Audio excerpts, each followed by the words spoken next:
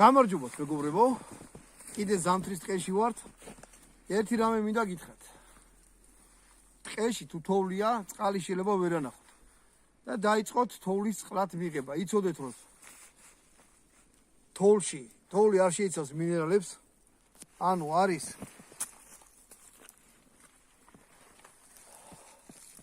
გამოხდილი წყალი, მაგრამ თუ გაგიჭირდათ შეგიძლიათ თოვლი მიიღოთ, მაგრამ თოვლს იღებთ როგორ? ხელი უნდა გაითმოთ მაქსიმალურად, თოვლი არ ჩაიდოთ პირში, ჭამა არ დაიწყოთ. ხელს გაიციეთ. აი ესეთ რაღაცას აკეთებთ ხელზე, ჯერ ხელებს ერთმანეთს უსმევთ, მერე აი ესე კლიტესავით გააკეთებთ, აი ესე. და დაიწყებთ ამ ხელში გალღობას, თოვლი.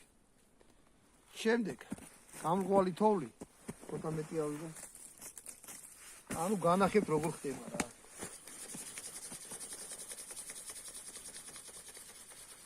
ხელები გააცხელეთ, რაც შეიძლება